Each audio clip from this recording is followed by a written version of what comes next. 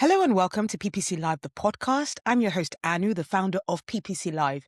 And if you're used to hearing advice from PPC experts about how to ensure that we are keeping up with the ever-changing landscape, don't worry, you are still in the right place. Every week, I speak to a different PPC expert about their biggest F-up, but also how they turn things around. We share, the highlights, the lowlights. Yeah, loads of more lowlights than highlights. But we do get to the highlights of how they turn things around, not just talking about what was disappointing and the people who felt like were getting in the way of progress, but the people also who were very supportive, the clients who got on board very quickly and really understood that, it was the hard work that they were putting into the finding a solution for them that was most important than actually the mistake. And this week I have the very great pleasure of speaking to Maddie Lightening, who is a paid media lead at Hallam, a fantastic agency up in the north of England. And she talks about some underreporting that she did because of not checking some settings and just different. She also shares a few mistakes of not just the one, in terms of just sharing some these kind of setting mistakes that kind of we overlook, that we should really try to make sure that we keep an eye on so that we don't make the same mistakes in 2026. Some of these things that she mentioned, for sure, we shouldn't be making them in 2026, but it is mistakes that still happen. So let's listen to her story so that you don't make the same mistake as well. All right, let's go speak to Maddie. Hello, Maddie. Welcome to PPC Live, the podcast. Hello, thank you so much for having me. Oh, it's such a delight. And I've got to say that you guys are speaking to Maddie Lightning, which is her actual marital name. This was not a branding ploy. A year ago, she became Maddie Lightning when she got married. And husband has been the one dealing with the whole, really, is that your name for the longest time? And now she's going to be dealing with that, I imagine. But I feel like it would be great for interviews. You can use that as a lightning by name, lightning by, work ethics kind of thing. We're all like, fast and quick work. But no, lightning is not just, last name that she uses as a ploy at all. Maddie is someone who has been a paid media leader for over a decade of experience. She helps brands grow through intelligent, performance-driven advertising. And she's the head of paid media at Hallam. And this was, in fact, sorry, I've also got to add that I'm just so impressed that she joined Hallam maybe a year ago, and a year in, they were like, yeah, we see this talent. In fact, from the interview, they saw the talent, but it took some restructuring for her to then get to the head of paid media role. So, she's doing amazing work with them, leading strategy across a wide mix of channels, from search and social to programmatic, digital, out of home, and ABM, always with a focus of delivering measurable commercial impact. She started her career through apprenticeship, and quickly specialized in paid media, and has since built a reputation for blending strategic thinking with hands-on expertise across global campaigns and platforms. She's recognized as one of the BIMA 100 and a regular conference speaker. And she's now focused on how AI and data are reshaping the future of media. Really, anyone that wants to get ahead should have that on their radar for sure. And she's always driven with a clear goal, helping brands reach the right audiences and turn investment into real growth. So yeah, that is amazing. I love your nodding along with all of that, because you're like, yeah, I agree. That's me. That's me. I did all that amazing sounds work. about right. Yeah, that sounds about right. Amazing. Fun fact. You know me, I share with our guests our fun facts. So Maddie, what's your fun fact? Well, we were just saying that when I first met Anu, it was at Brighton SEO, and she was comparing the stage. And when I was asked a fun fact at that point of time, I didn't have one. So we just said that I make banana bread. But these days, I'm much more into my Formula One, and I've actually met both of the McLaren F1 drivers, so Lando Norris and Oscar Piastri. Amazing. And how did that meet happen? Was that you bought a ticket specifically for it to happen, or they were just No, walking by, you're like, oh my God. No, I'm not that lucky. But that being said, I'm very lucky in that my husband actually works for McLaren, so they do friends and family days and barbecues and things like that. So I just kind of tagged along, and whilst he was being really professional, I was fangirling.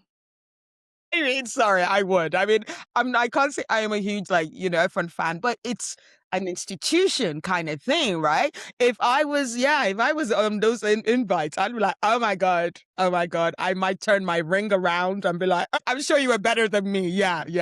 Any guy that's working for Formula One is thinking, yeah, we're not taking Anu to Formula One Family Friends Day. Well, Oh, wow, that's amazing. So yeah, fantastic wide range of interests there. But one thing I always have to mention is just a big gratitude to you, Maddie, for being able to being so eager. I asked Maddie, and within minutes I got the response, yes, I want to be on the podcast. And I was like, yay, that's a kind of energy I like people to bring, knowing that mistakes don't define us. We've done them, we learned from them, we can talk about them, because hey, you're now head of paid media. That didn't stop you in any way. So yeah, let's hope that what our listeners hear is something that they can learn from, so that they don't make the same mistakes, and know that even in the middle of mistakes, there's always a fix, and we can always turn things around and be great in the industry. So Maddie, take it away. Yeah, I think you have a few of them for us today. So yeah, what are the F-ups you'd like to share with us today? I do have I'll start with a small one, which is just something I genuinely didn't even realize. It was like, sometimes you make a mistake and you're like, oh, I shouldn't have made that mistake. I know better. This was not one of them. I had no clue.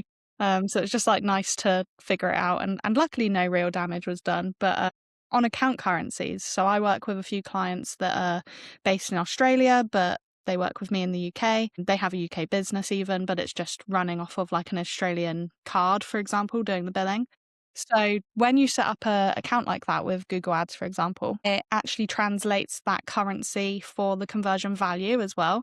So that obviously plays into the ROAS metric and everything. And the Australian dollar is more or less about double what the Great British Pound is. So I was actually halving what I was reporting to them when actually it was accurate. So I ended up massively underreporting. We finally figured it out when I looked at their CRM data and was like, oh no, we're running at double the ROAS and value that I'm actually telling you. Yeah.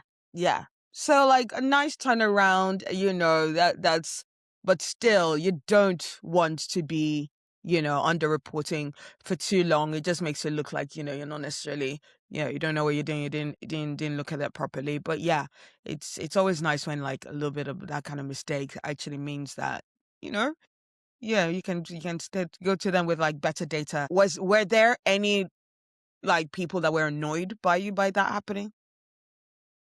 I don't think so, because it was genuinely quite an honest mistake. And obviously we came out with double the performance with no optimizations even needed, which is sort of the dream. Yeah. But also, I guess, just in this scenario, it's quite easy to work out GBP to AUD because it is just times it by 2 or divide it by 2. Whereas if it had been I don't know, a baht or a different currency, euro even, it's not quite as clear of a sort of in-head metric. I'd have to look up currency converter and all of that. So yeah, no, absolutely. Okay, so yeah, let's go to the next F-up you'd like to share. yes.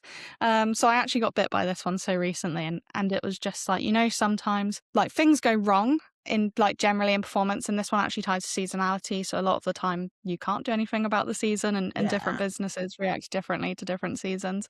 But it's just when these things happen and all eyes are on paid media and it feels like a panic, and you kind of can feel flustered to make a lot of changes all in once. And so that's what this story relates to, which is one of my travel clients in January.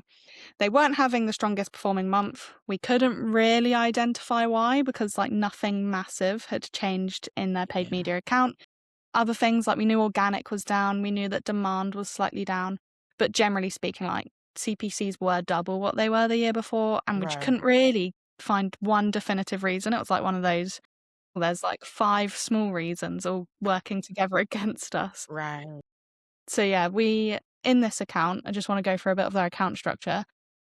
They are running the perfect 2026 structure, so a legacy structure. It's super granular. It's kind of single keyword ad group vibes, but it's also for a massive travel company. So we're looking at 2,000 campaigns and way more ad groups. Just quickly, you said it's running the perfect 2026. Do you mean the 2016?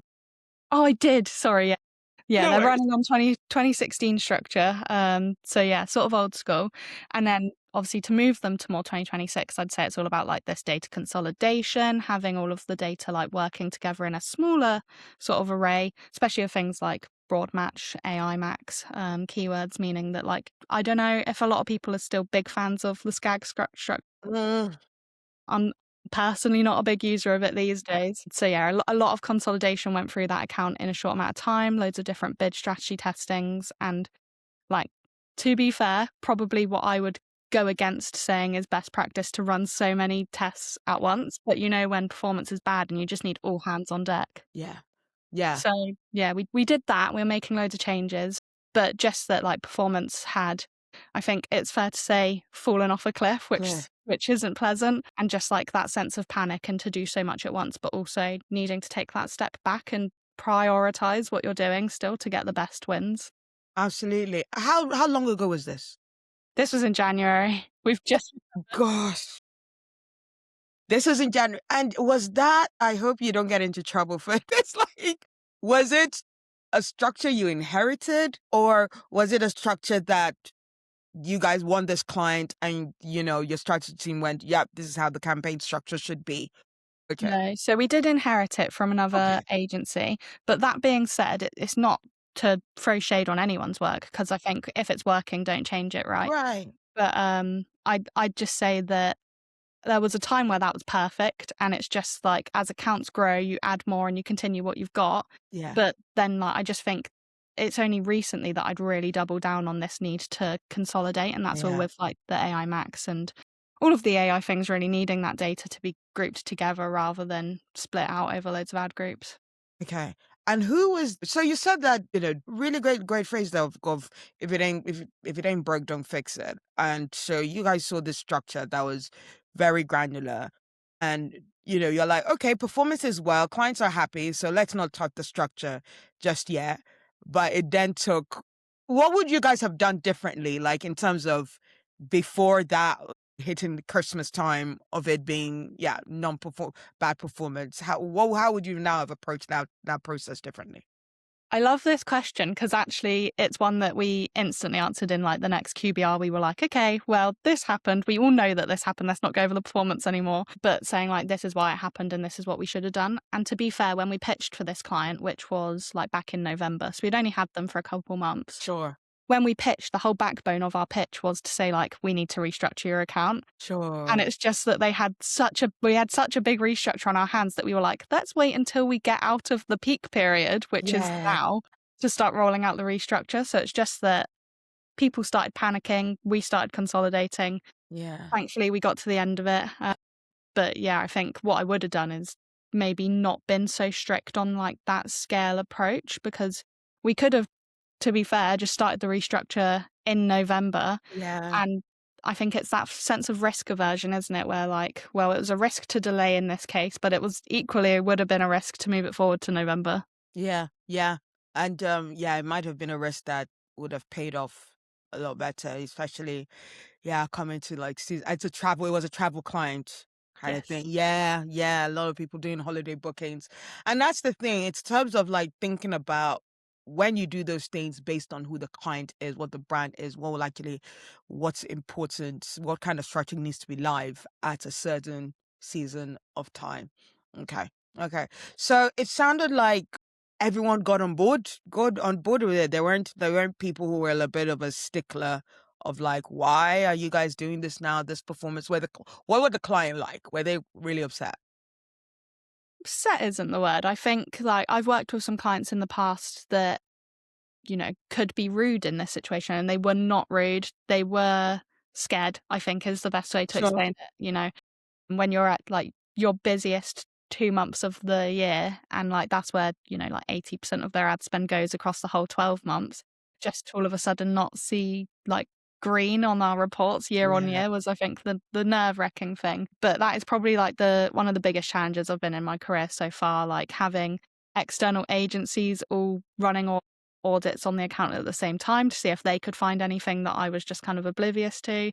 So like Yeah. that's scary in its own, having like Yeah. loads of people mark your work. Yeah, yeah. And you know what? Very fair point. I was thinking of the question and I was like, oh, and you actually even kind of like skirted around it, saying about how is there anything that you had missed or anything that you weren't let know? Do you feel that there was any information that you weren't aware of till the performance happened and that made you think if I'd known this, we would have implemented that structure a lot quicker?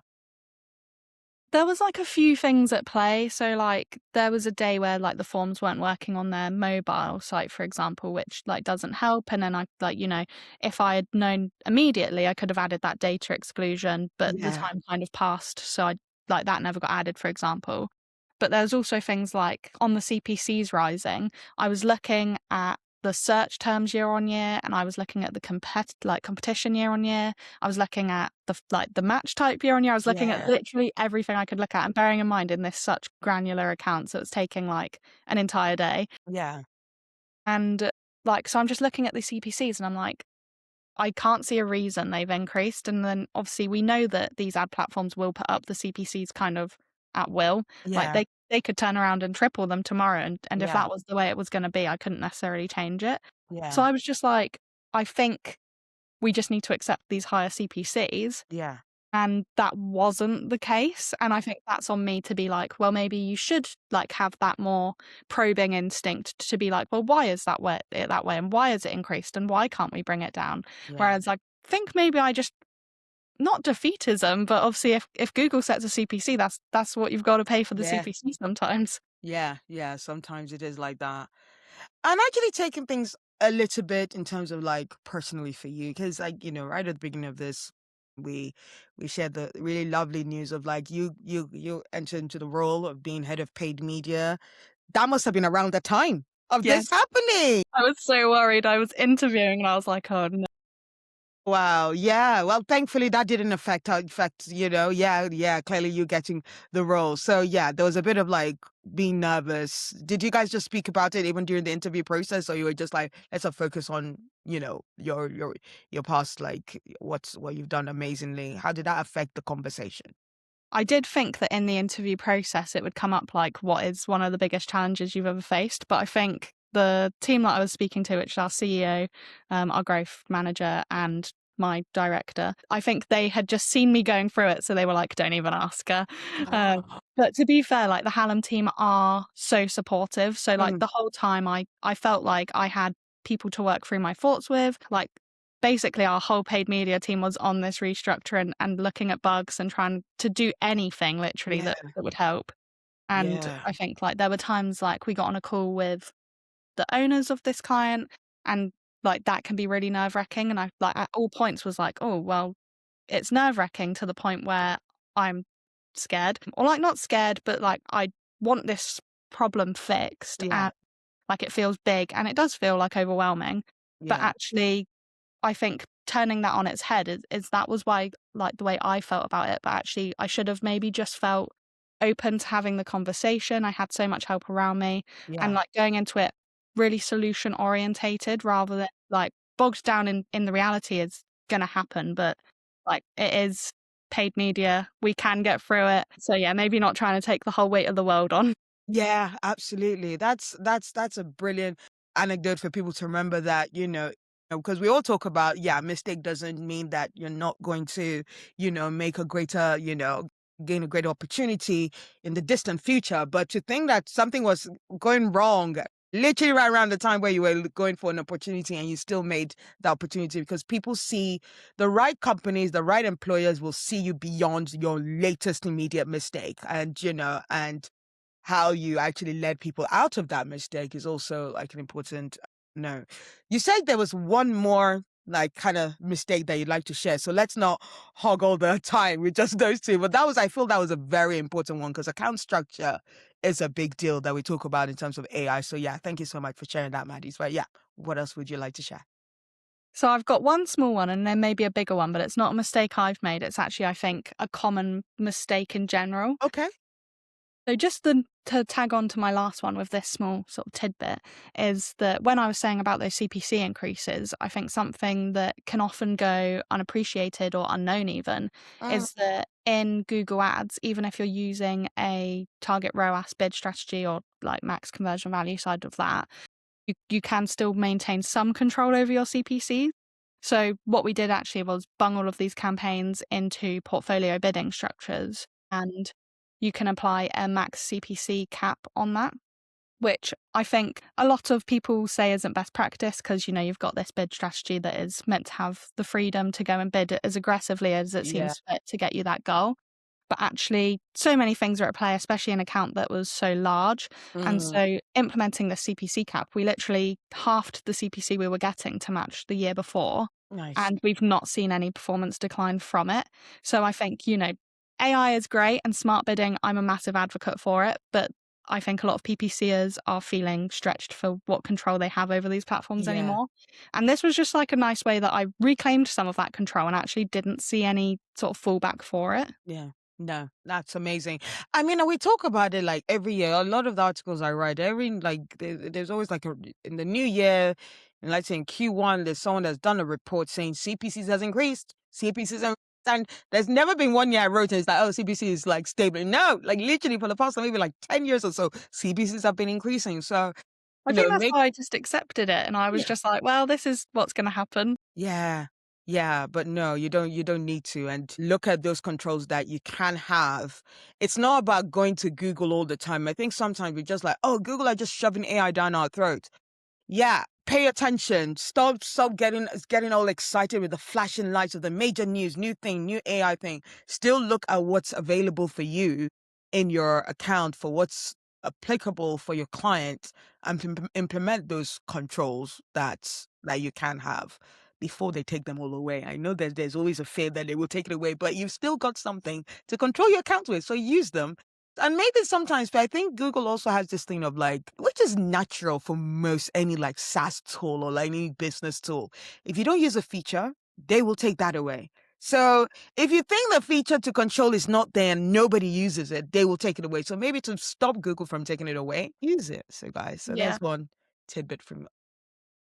Go on, Maddie. You said you have something else to share. Yes. So, I think it kind of ties into what we were just saying, that it does feel that AI is being kind of shoved in our faces and that we're not gonna have the choice whether to use it or not. Yeah. And I appreciate that mindset. I've felt that way in the past, but I think being opportunistic and looking for ways to break the system is Yeah. something I love to do. I've Great. actually managed, and I don't want to go into it because I think it's such a small thing that I've done in my entire career, but I found a way, for example, to run a PMAX campaign with only shopping placements. Oh, And it ran really well. It basically runs like a smart shopping campaign before they yeah. got retired. So, like, always finding ways to not conform to what you're told. But yeah, I worked at an agency previously that had a full AI ban, and that was across everything. And that one I think is a mistake. I feel like that's long term just kind of setting yourself up for failure. Say that bit again. Like you for people just implementing AI across everything. Yes, yeah. So a ban on like using ChatGPT. I use ChatGPT to help me write like set me up for like a blog structure, or if I'm giving a webinar, for example, I'll say like tell me what order to put these slides Yeah. in. Even to like the most minimal extent, like smart bidding relies on AI to put your bids in the right place. And I've Yeah. been using that since it was rolled out. Yeah. So I think putting a ban on that side of things could be really dangerous for a media agency that is specializing in paid. Yeah, yeah, absolutely. I mean, we're gonna get to talking, about all of that, but just coming back to, especially those, like, those two mistakes you mentioned about the account structure.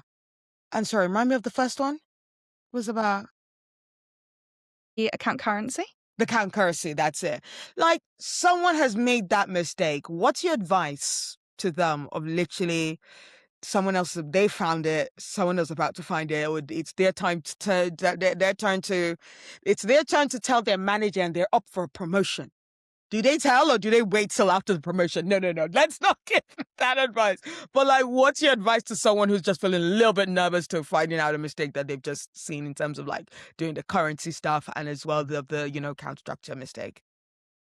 I think I'm one for like very much over dramatizing things that I do, like, and probably more so on the mistakes than the wins, to be Yeah. honest. So actually recently I sent a classic mistake, sent a client monthly report, attached the wrong report. God. Luckily the report I attached didn't have any sort of like sensitive information in it or anything. And it is as simple as sending another email and saying, Yeah. sorry, that was the wrong attachment. Disregard it. Here's the right one. But at the time, I was like, I'm losing my job. This is the worst. And I was like, you know, you can say things in your head. I was like, oh, what an idiot, and things like that. But actually, you know, grand scheme of things, Yeah. they'll delete the email. They've got what they needed. So Yeah. I think it's always important to. I think accountability is really important. Yes, saying I made this mistake and I shouldn't have, but I'm a human. But Yeah. also, like, on the flip side of accountability, also giving yourself some grace. You know, Yeah. we aren't surgeons. The mistakes we make, I've never been in a situation where one of the mistakes I've made has been sort of life threatening to anyone. Yeah. And so, like, kind of give it the gravity that it deserves, Yeah. but don't give it more gravity than it deserves. Yeah, yeah, exactly. And that's the great balance. And that's what we said at previous conversations. I think, yeah, I say this a lot, and I just don't want people to take away from, like, from what we're saying here, that, oh, mistakes don't matter, you'll always recover from a mistake. Take the gravity of what you're dealing with a client that are entrusting their budget with you, as opposed to loads of other agencies that they could have gone to. So have that care. But also, in the same way, don't you make a mistake, it's not the end of the world. We're not heart surgeons here. We are just, yeah, we're trying to do the best with technology and updates always changing. So yeah, focus on the solution and get it back on track is the really important thing. So yeah, we're gonna even come back to some of the previous things that you've just talked about in terms of, like, how people use AI and the tips for max CPCs. But before we get into that, what's like one thing you want to leave people with about, those stories in terms of mistake making? So when I was interviewing for the head of paid media position at Hallam, I had to basically say what I think like the values of a PPC team should be. And I came up with three, but I have a favourite, and like I don't know if it does have a swear word in it. So. Okay, cool. So this value that I do think is genuinely should be sort of the bread and butter of any PPC team, and it's FAFO, so like FOMO, but FAFO, and it stands for fuck around and find out. Yeah. So yeah, I think like there's an element of even tests that do awful, even these experiments that you run, they Yeah. get 50% of the budget most of the time, even if it sucked and you had awful performance. You've learned something, you've got Yeah. those learnings that you can take on with you, and I don't think any experiment, even the ones that go badly, should be ruled out if it gives you new information. Yeah, as long as it gives you new information, and don't even necessarily rule it out completely. Come back to it. Come back to that test, because it might just be timing that is the issue for Yeah. that test. So yeah, no, that's amazing. FAFO, I love that phrase. Yeah. I mean, it's been used. It's used. I've seen a lot on, like, social media, and I'm like, yeah, some people messed about and they found out. Yeah, and I love it. And there's also, like, something I used to say is, like, the best research skill you can have is just being nosy and wanting to find out. So and that kind of goes hand in hand, is that, like, if you don't know what will happen from an experiment, run the experiment, and then at Yeah. least you know. Yeah, absolutely. Absolutely. Knowledge is power. Knowledge is power. And then going into other mistakes that people make, you did mention, yeah, like, even it's more even like for tips. Maybe we don't use our controls as much in terms of, like, CPCs. But what else? Anything like else that you like when you audit accounts, when you guys have won new accounts, I'd say even account structure is, like, being granular. That was that's a big one to definitely note. Anything else that you feel like, 2026 people are still doing and that you're still shocked by? A good one that, like, kind of always trips me up is I think I'm more sensitive to seeing ads than anyone I've ever met. So, like, Yeah. I will watch the YouTube ads. I, Right. like, genuinely enjoy seeing ads, and then it kind of puts me in a frame of mind like, why did I see that ad specifically? Like, what in-market audience have I fallen into that I've Mm, been put into this ad's targeted audience? So things like remarketing, I've had some recently specifically relating to that travel client actually, where I was doing sort of competitor research over their peak season, and out of date ad, and like out of right. date sales copy, or like in January I was still getting ads like the perfect Christmas present, and I was like, no, I was like, you need to pause this and you need to change your message Uh, immediately because it just annoys me so much. yeah, yeah. You don't want to annoy your customer, especially someone who is like thinks of you as a great brand, and all of a sudden, yeah, they're seeing an ad, they're like, you guys should have changed this.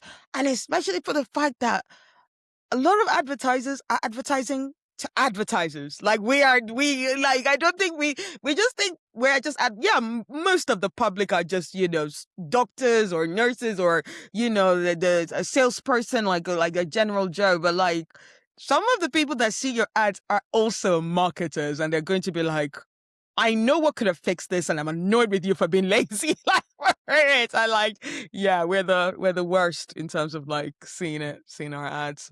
Something I do is like, I'll take a screenshot of an ad, and I have been known to like post about it on LinkedIn before, like not in a mean way, but just to be like, here's my 2 cents. Right. And like genuinely, I've given myself this anxiety that someone's going to do that with one of my ads.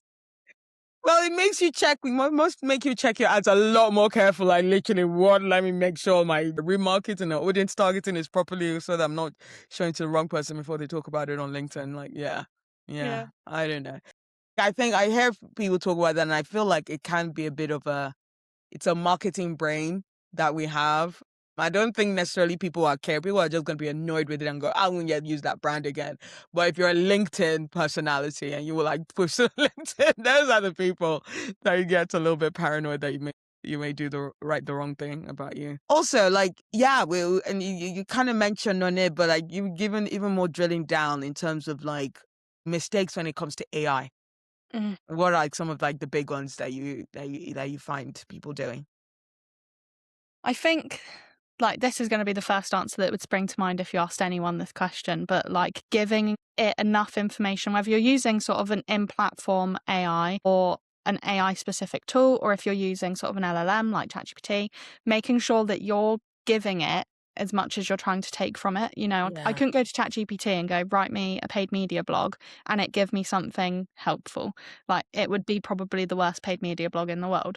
Whereas if I go to it and say, I'm going to write this blog that is about creative advertising in B2B marketing, for example, then it knows what we're talking about at least. Then you tell it a bit about why you need the help. I am the head of paid media at Hallam, so I need to make this content so that we get listed in like search results. So I need it to have these keywords.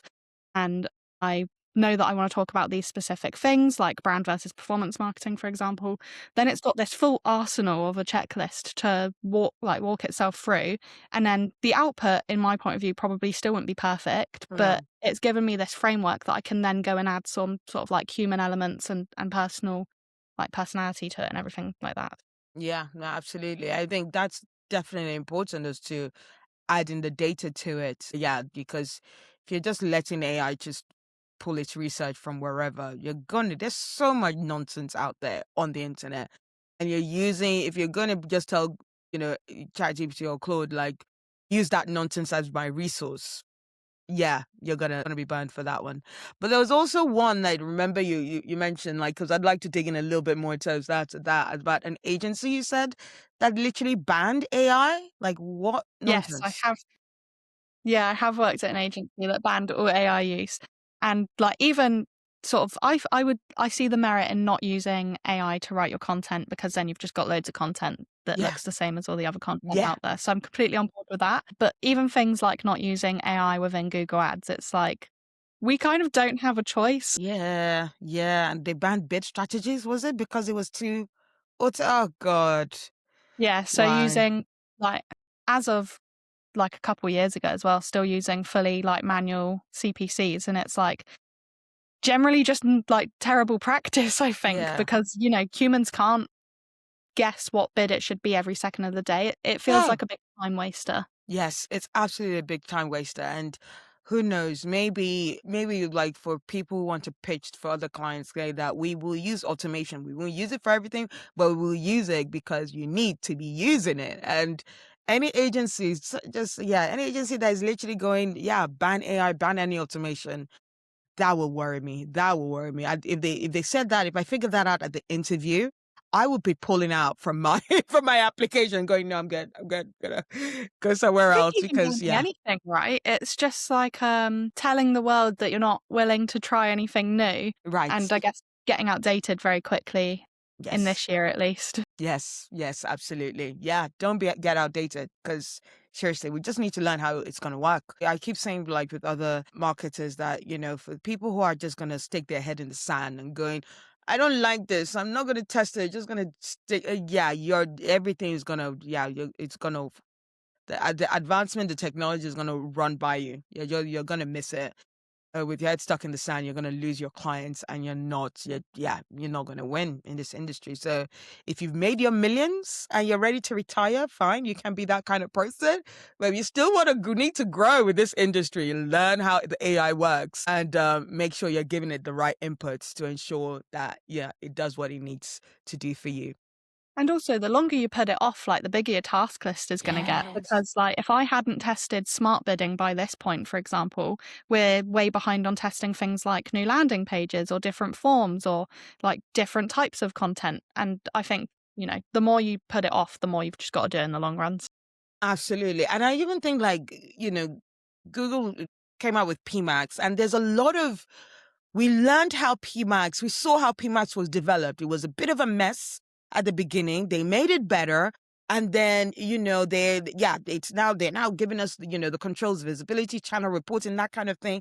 And now that we have AI Max, because we paid attention to what we kind of like, okay, AI Max is not really working well. And we are like, yeah, we get it. We've been through the story. We've been through this pathway. We've gone down this journey. We know that there's going to be a bit of a mess at the beginning. They're probably going to then improve it. Maybe they're going to give us some more visibility through AI Max. You never know. But we kind of get what the story is, and you become part of the conversation. And Google starts paying attention to what you need and what you request for, instead of just going, the people who are just going to go, I don't like it. It's all AI. I hate it. No one's going to listen to you either. So, yeah. No, I think if you want to slate a tool for not being good enough, at least use it and get good feedback to give the tool on, like PMax. Right. Like, I personally did test it before they had all of this sort of new insights that you can now surface. But even before that, there were scripts that could pull that in. Like, it was like getting blood from a stone, but you could get the information. Yeah. No, absolutely. Well, that has been fantastic conversation. We've gone back through this so quickly, Maddie. Thank you for that great insight on account structure and, like, bidding, making sure you're checking your currency, guys. Because, it's not always going to work out that you're underreporting. You might find out currencies work so different. The pound is very strong. You might find yourself that you're actually overreporting, and then you get yourself in like hot water. So make sure you're doing that correctly. So thank you so much for all those insights, Maddie. Before we leave, a nice, fun, non-PPC related question, although there's a bit of a string attached there. If your PPC career were a movie, what would the title be? Wow, that's such a The question wasn't the plan. It wasn't the planning dog, so I hope it's not too much of a surprise. But it can be a movie that you've watched, or you can just come up with a brand new title of just what comes to mind. It can be anything. I'll go with something fast-paced to ring true to my Formula One fact. So let's go with Rush. With Rush. Not because I'm rushing, just because PPC moves so fast-paced. That is a fantastic, that fantastically makes sense. Yeah, Rush the movie. No, I absolutely love it. If you guys haven't watched it, I'm not like a huge F1 Formula One fan, but I actually really, really enjoyed that one. So Rush, because the industry moves at a very fast pace. So I feel Google always seems to be rushing out with something. Like, I feel like because of ChatGPT, they might have rushed out, or they should have, what all the experts have saying, they should have come out with their AI with Gemini, but ChatGPT kind of make them rush to the gate of their deadline, but they could have come out with it because they have all the data and they have it there. Anyway, I could talk about all the different ways as to what AI means for our industry. But thank you so much, Maddie, for joining us today.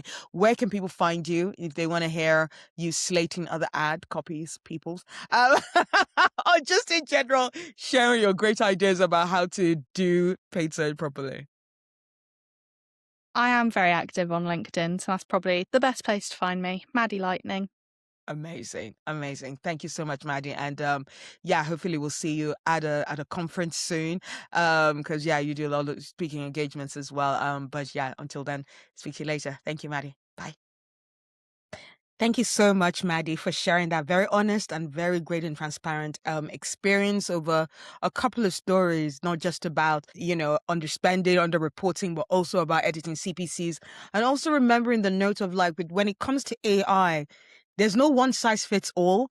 We shouldn't be all gung ho and using AI for everything, but also not trying out AI and not seeing what it can actually do for your clients' campaigns, for your accounts. You're really doing a disservice to the business as a whole, to the business revenue, and how quickly you can get things done, and how, you can get another pair of eyes. AI should be like that extra set of eyes on the work that we do to ensure that we are getting the work done very well and very quickly for our clients. So yeah, for all the information and the full transcript and not just show notes, please go to podcast.ppc.live for the full details of that fantastic discussion. So yeah, in terms of our PPC live events, as I'm recording, we've got 3 weeks left. So yeah, 21 days. We're going to be back at Brighton. We're going to be at Temple Pub. I think it's called Temple, but go on ppc.live for all the proper details. Don't take my word for it. We've got some fantastic speakers for you. Jack Wilmore from We Discover. We've got Amina Demiri, who is the head of digital at Vixen Digital, and Julia Libra, who is also coming all the way from Germany. And yeah, she helps with growing the Danish market for the agency Precis, and she's going to do just that, talking about growth in terms of going into different channels and ensuring that you're not just doing a finger in the air, a strategy in terms of how you're going to actually distribute your budget. So yeah, that's definitely the kind of conversation we really need to be having to ensure that in our world of AI, we're doing the most for our clients and we're pushing those budgets to its limits to ensure that we're getting the amazing return on investment for our clients. So yeah, join us on April the 29th in Brighton, which is just going to be on the eve of HeroConf and Brighton SEO. And if you go onto our PPC Live site, and if you go to PPC Live on tour, there is menu. There's a new menu option where you go into our events menu and you click down and you get the different options to further dig down into what to the different pages on the website. Check out the PPC Live on tour menu option, and that'll take you to a page to the different events that I'm going to be at this year. It's not just going to be HeroConf. I'm going to be at SEM Stories. I'm going to be at SMX Advance. I'm also going to be at the European Search Awards in Portugal. So yeah, I'm going to be traveling. My poor cat. Does anyone want to cat sit my cat while I'm away? All those trips. If you love hanging out with a cat in the UK, yeah, let me know. Otherwise, check out and come and hang out with me in any one of those locations. But yeah, go to ppc.live to either get a ticket or to find out which events that you can find me at. So yeah, before I leave you, I'm delighted to also share that I am taking on coaching clients just to help people with their confidence, to have those conversations, those hard conversations, to get the promotions, or even just navigate the digital marketing field and ensuring that you are really getting ahead in your career. Yeah, just go to themarketinganu.com to have a conversation with me about that. I'd love to have that initial free 15-minute discovery call so that we know exactly what it is that you need. So yeah, I hope you've enjoyed the show and I look forward to bringing more PPC F-ups and triumphs next week. Thank you. Bye.